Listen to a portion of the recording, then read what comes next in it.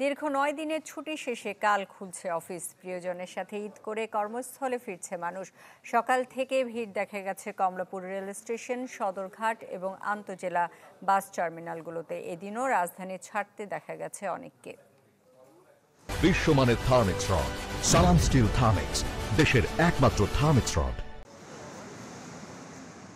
ঈদের ছুটি শেষে আবারও কর্মব্যস্ত হয়ে ওঠার অপেক্ষায় এই শহর।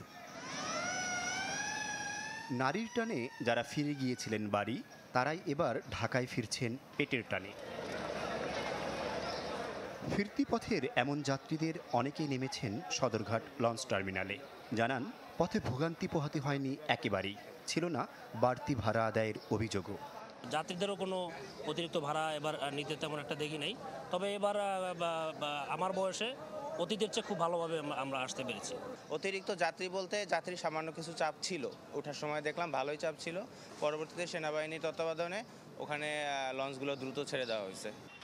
সড়ক পথে ঢাকার গাবতলী, সায়দাবাদ ও মহাখালী বাস টার্মিনাল হয়ে যারা প্রবেশ করছেন, তাদের কণ্ঠেও ছিল স্বস্তি।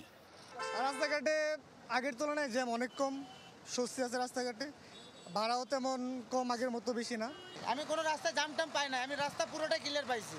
আমি 6 ঘন্টা এখানে চলে আসছি রংপুর থেকে। এদিকে ঢাকায় ফেরার চাপ যেমন রয়েছে, তেমনি এই রাজধানী ছেড়েও যাচ্ছেন অনেকে। রেলে শিডিউল বিপর্যয় না থাকলেও কয়েকটি ট্রেনের বিলম্বে ক্ষোভ ঝাড়েন যাত্রীরা।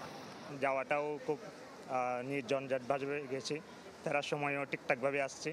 তো এবার এটা মনে হচ্ছে যে খুব আরামে কাটছে। বুড়িমারি এক্সপ্রেসে যাচ্ছি আমরা। বুড়িমারি এক্সপ্রেস 2 ঘন্টা লেট করে 8:30 থেকে 10:10 হয়ে গেছে। আমার খুব ভোগান্তি কষ্ট লাগতেছে। আসার ট্রেনগুলো যে ঢাকা স্টেশনে সবগুলো ট্রেনই প্রায় সঠিক সময় প্রবেশ করেছে। শুধুমাত্র রংপুর এবং বুড়িমারি এক্সপ্রেস দুটো ট্রেন একটু বিলম্বে প্রবেশ করেছে। 1 ঘন্টা 20 মিনিট, 1 ঘন্টা 25 মিনিট বিলম্বে প্রবেশ করেছে। রোববার থেকেই ঢাকা হয়তো ফিরবে তার পুরনো রূপে, সীমাহীন কর্মচাঞ্চল্যে বিভিন্ন জেলায় চলে যাওয়া তার পুরনো মানুষদের নিয়েই। আহমেদ সোহাগ, চ্যানেল 24, ঢাকা।